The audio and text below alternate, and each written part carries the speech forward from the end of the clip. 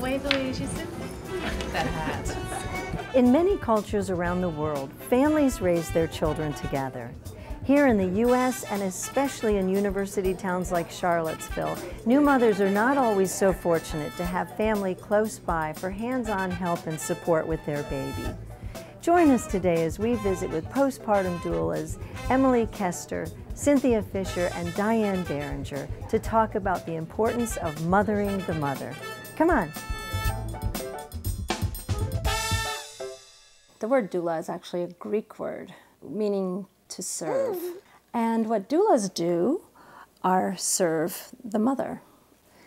And what a postpartum doula does, which is what we all are, is support a mother after birth as they deal with this huge transition in their life, which is welcoming a whole new being into their home. So Emily, tell us in a little more detail about some of the services. We were talking earlier and you said, what does a doula do?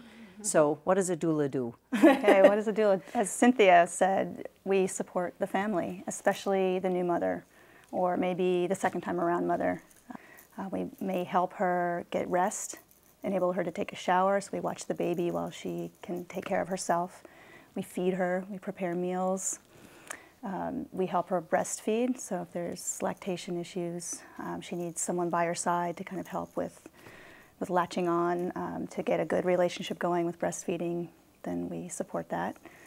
We do a lot of listening, and just being a companion, being there with her while she's nurturing her new baby. And we try to nurture her as well. And then the whole family. There may be older kids.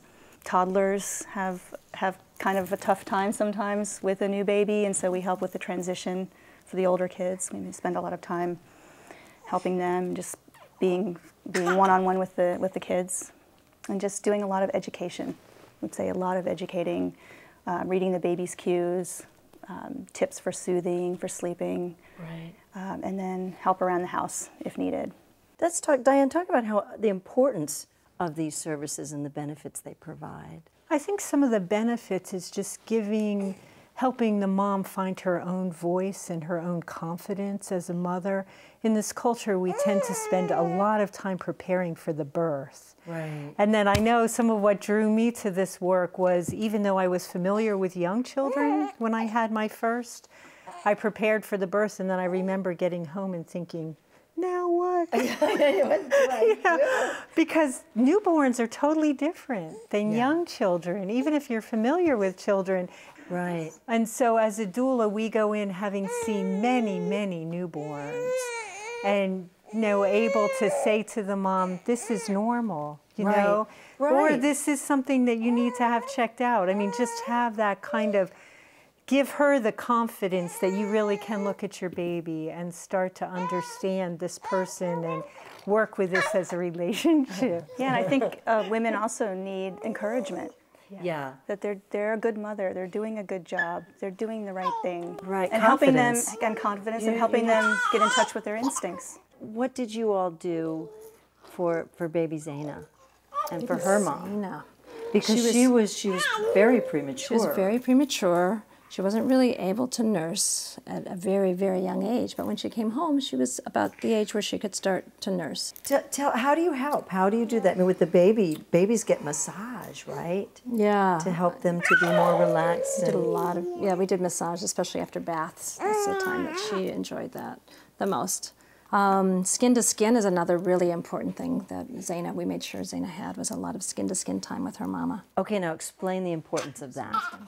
Skin to skin, they've found is, over many years, and it was something mothers intuitively did in the old days, I think, has had significant support in weight gain for babies, in stabilizing just their heartbeat in babies who are at risk, in giving them just an inner sense of security. Because that's as much time as you can give them where your skin is exposed to their skin. Well, and I think another really disconcerting thing for a lot of new parents is babies are arrhythmic.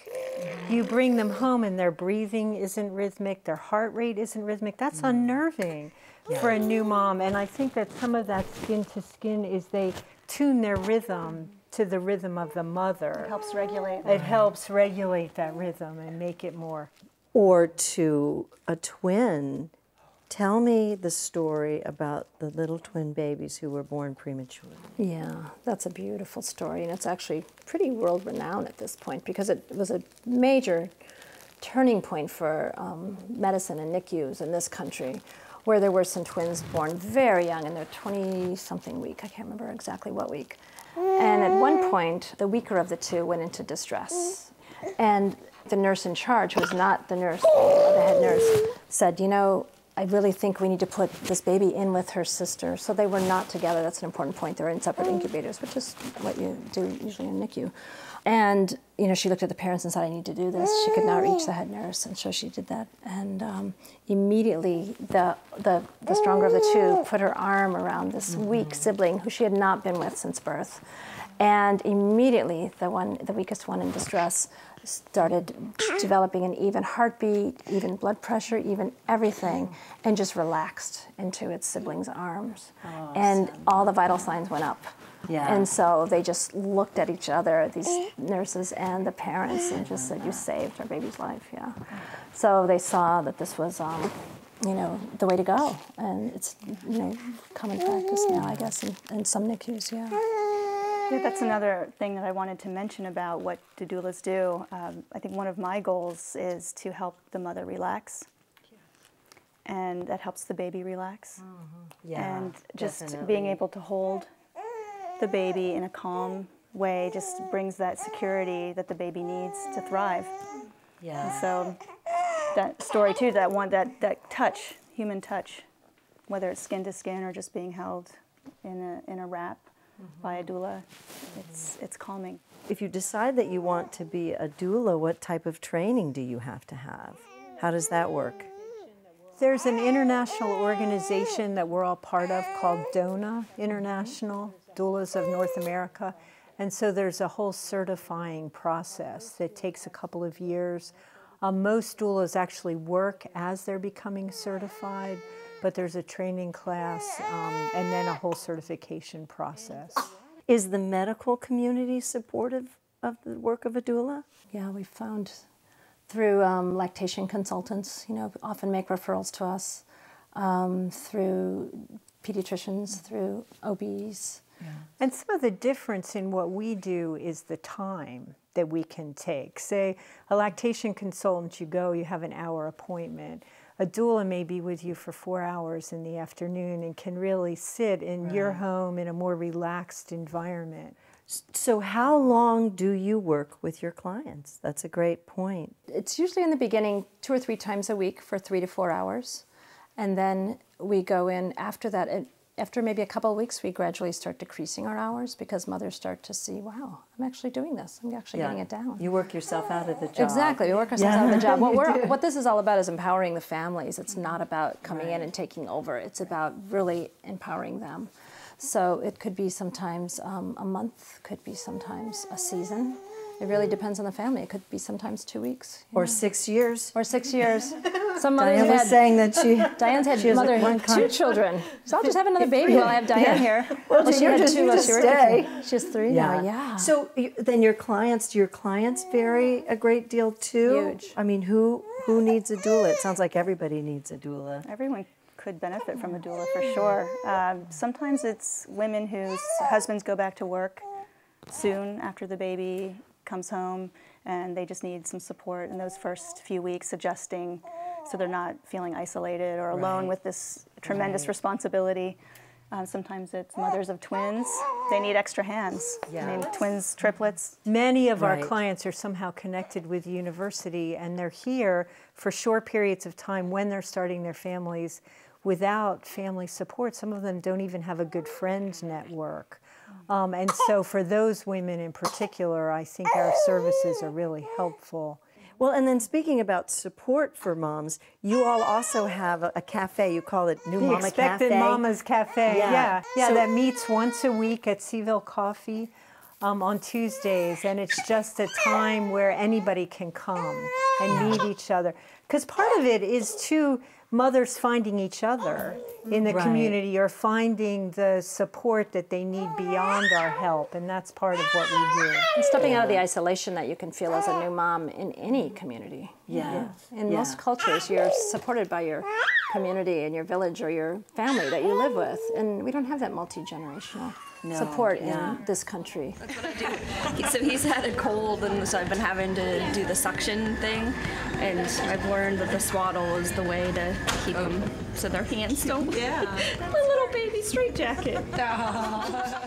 So Zena was born at 29 and a half weeks. Yeah, and she was in the NICU, and she needed, since she was so premature, she had to eat every 3 hours, and that couldn't be delayed. So between pumping and then bottle feeding her the breast milk because she wasn't yet ready to breastfeed, I was busy 2 out of every 3 hours of the day, and basically was getting about 2 hours of sleep a night at most. So I called Val, who's the director of lactation over at UVA, and I said, I don't think this is humanly possible. I don't think I can survive on 1 hour of sleep to 2 hours of sleep a night. And she said, you need to call Cynthia, who is a doula. She just ended up being a total lifesaver. Right. And she came in and she basically said, whatever you need. So she would take Zena while I took a nap. She did a lot with me with breastfeeding because I really wanted Zena to learn how to breastfeed. So she'd spend hours with us trying to teach Zena.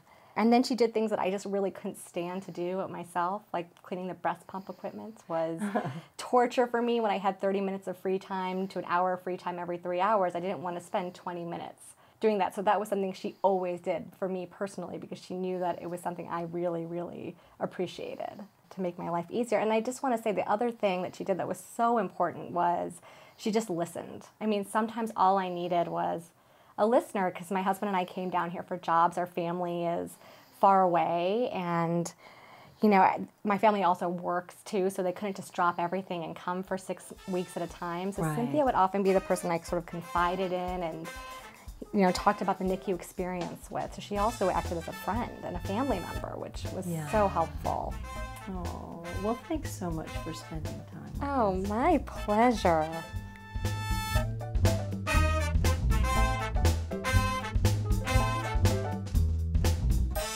That's it for this week. For WHTJ, I'm Terri Allard. Join us next time on Charlottesville Inside-Out.